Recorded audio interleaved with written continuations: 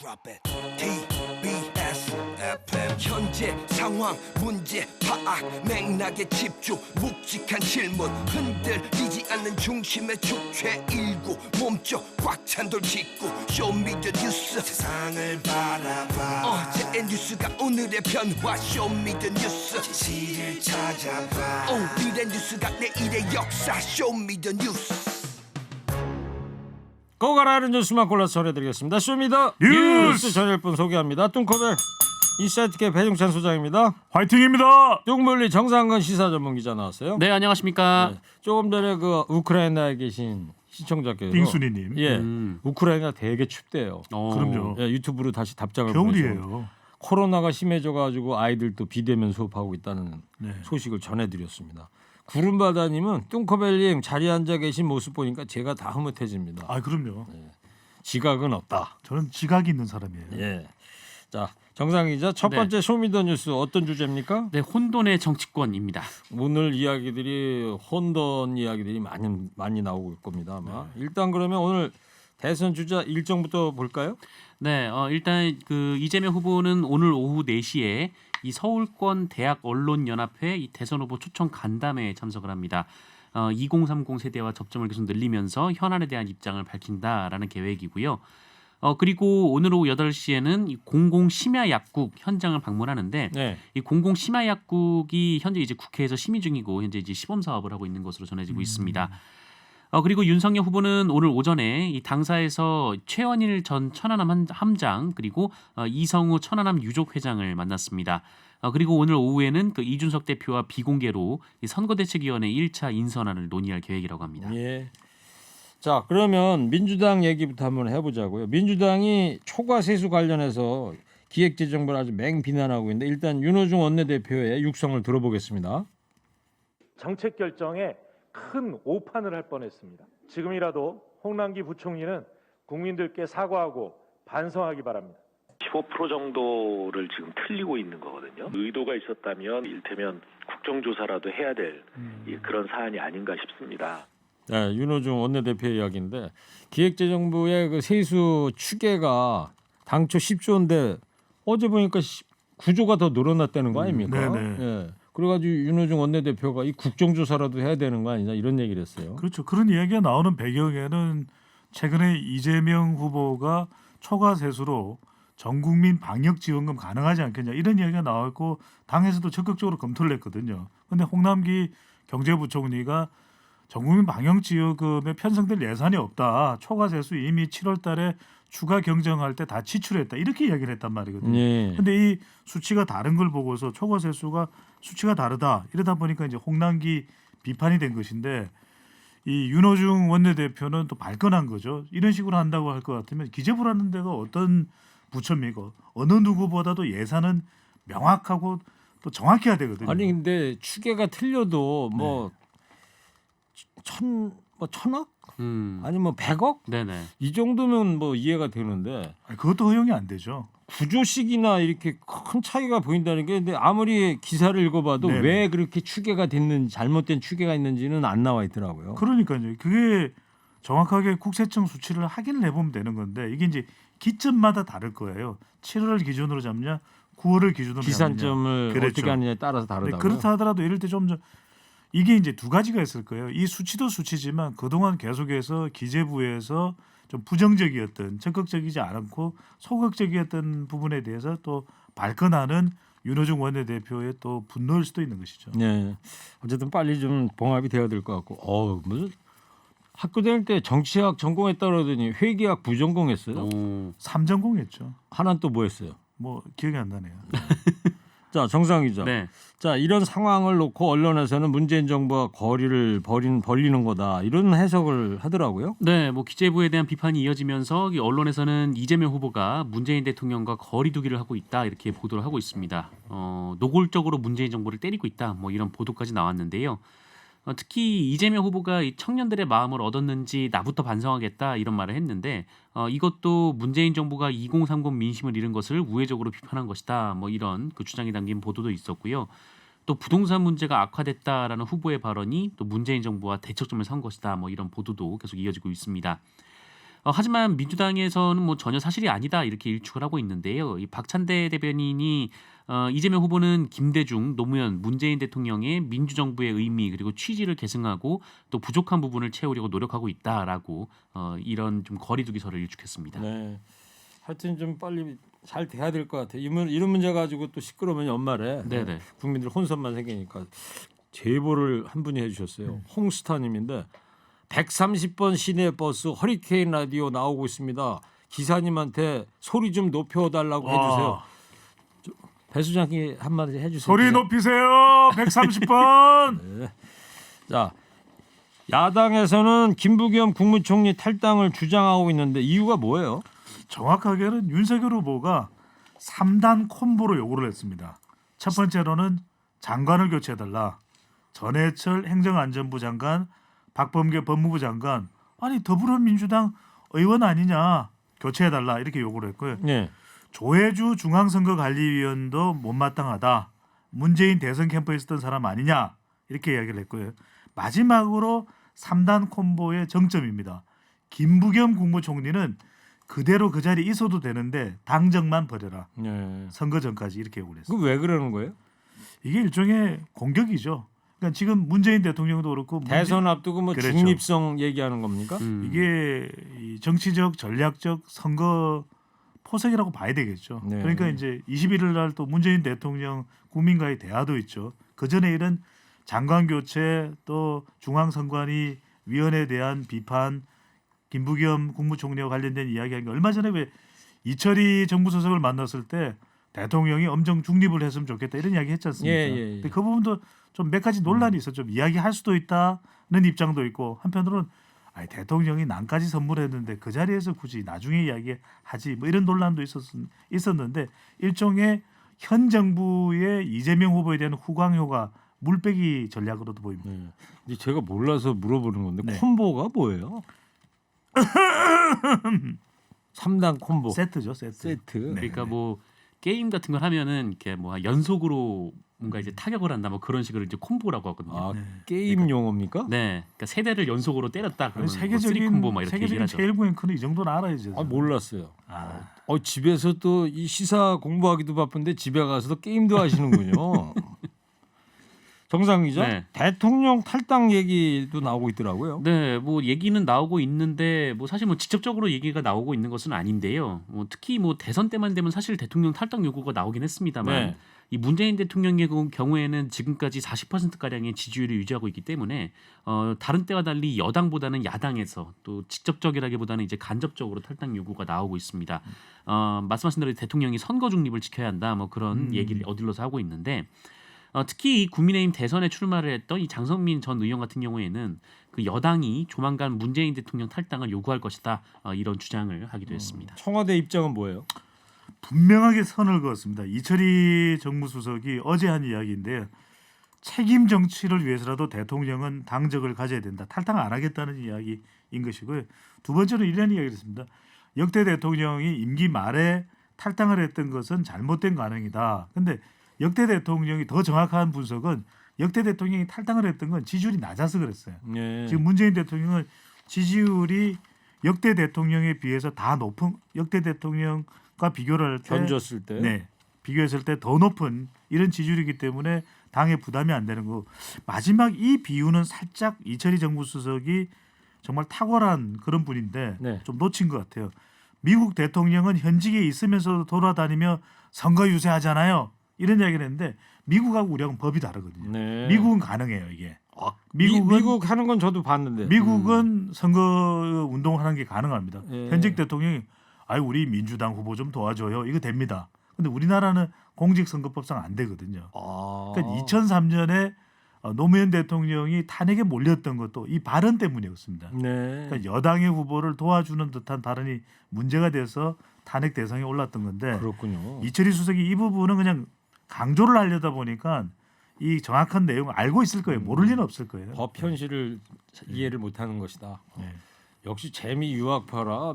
저는 그게 미국과 우리나라의 정치였던 관행인 줄만 알았더니 미국에는 그런 걸 다 허용한다 이거죠. 우리나라는 규제를 하고 있고. 국내 교과서에서 봤는데요. 자, 정상 기자. 네. 국민의힘 선대위 어떻게 됐어요? 명단이 보면 막 돌아다니고 있던데. 네, 지금 언론에서 나오고 있는데요. 그 윤석열 후보는 뭐 발표되기 전까지는 그 명단을 믿지 마라 이렇게 얘기를 하고는 있지만 언론에서 계속 보도가 되고 있는 상황이긴 합니다.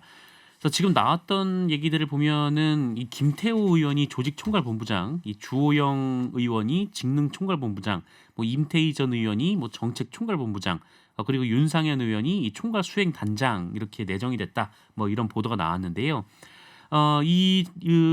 전현직 의원들은 그 윤석열 후보 캠프에 이미 있었던 분들입니다.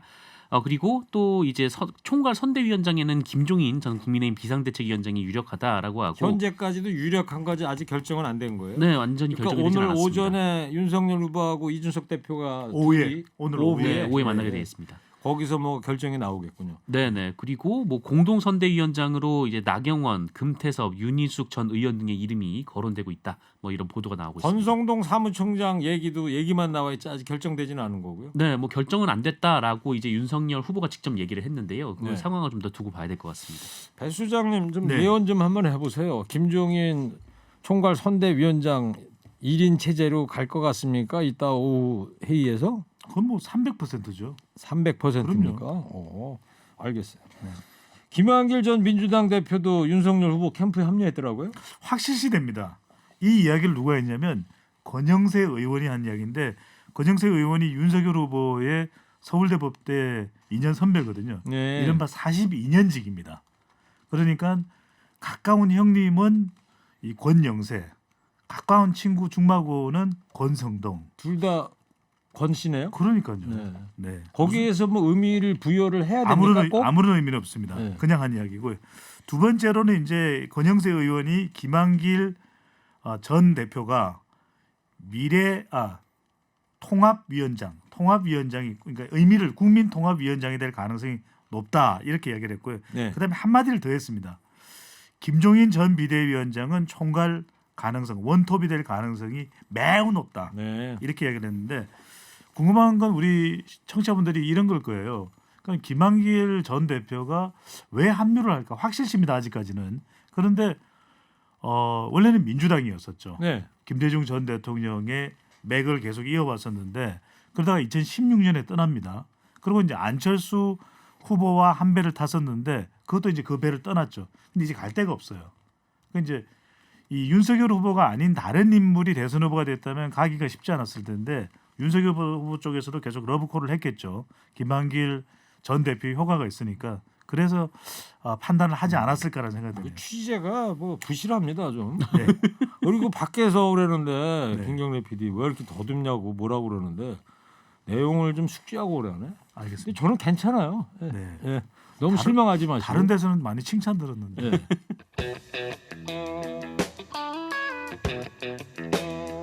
정상 기자 두 네. 번째 쇼미더뉴스는요. 혼돈의 검찰 수사입니다. 네, 두 번째 혼돈 얘기입니다. 자 어제 권오수 도이치모터스 회장이 밤 12시쯤 다 돼가지고 네네. 영장 발부됐다고 속보가 나오더라고요. 네, 구속이 영장이 됐어요? 발부돼서 구속이 됐습니다. 지난 2009년부터 2012년까지 이 주가 조작 세력과 공모해서 이 도이치모터스 내부의 이 호재성 정보를 활용해 도이치모터스 주식을 불법 거래한 혐의, 그러니까 주가 조작을 한 혐의입니다. 이세창 영장 전담 부장 판사는 증거를 인멸할 염려가 있다라며 이 권오수 회장에 대한 영장을 발부했습니다. 네, 이제 모든 국민의 관심은 이겁니다. 윤석열 후보의 아내 김건희 씨한테 이 수사의 칼끝이 갈 것이냐 어떻게 보십니까? 당장은 아니겠죠. 그러니까 지금 권오수 전 도이치모터스 회장도 구속이 됐거든요. 근데 우리에겐 잘 안 알려져 있는데 도이치모터스의 전 임원인 이모 씨도 지금 구속이 됐습니다. 네. 이 이모 씨와 윤석열 후보의 배우자인 김건희 씨가 관련이 있는데 아니 김건희 씨가 도이치모터스에 뭐 주가 조작을 한 거예요. 그게 아니라 이 구속이 된 이모 씨 전 도이치모터스 임원이 주가 조작 전횡을 벌이는데 이런 것을 전개하는 데 있어서 전주 역할을 했다. 전주. 네. 이 역할을 했는데 한 10억 원 정도를 이 구속된 도이치모터스의 이모 전 임원이 이 운용을 했다라는 거예요. 근데 이 대선 후보 부인입니다. 그러니까 수사가 뭐 그냥 얼렁뚱땅 돼서는 상당히 이 파장이 있을 거예요. 그러다 보니까 좀 충분히 수사를 해서 권오수 전 회장도 구속이 됐죠. 임원인 이모 씨도 구속이 됐죠. 이들을 충분히 수사하고 난 다음에 김건희 배우자와 배우자인 김건희 씨와 좀 관련이 있다. 이럴 때 이제 수사가 더 진행이 되겠죠. 네. 근데 여기에 대해서 이제 윤석열 후보 측에서는 계좌를 확인해 봤는데 오히려 손해만 봤더라. 그리고 주가 조작에는 관여한 바가 없다. 이런 발표를 했었죠. 알겠습니다. 아까 전주라고 발음을 하셨는데 네. 표준 발음이 아닙니다. 전주입니다. 알고도 제가 일부러 그렇게 했죠. 네, 현장에서 기자분들이 질문을 할 때 전주였나 이렇게 하더라고요. 알겠습니다. 전주입니다. 네. 지금 저 긴급 제보가 들어왔는데요. 지금 4021 청취자 4호선 지하철 상행선 고장으로 인덕원역 진입 못하고 멈춰서 대기 중입니다. 네, 다시 한번 말씀드릴게요.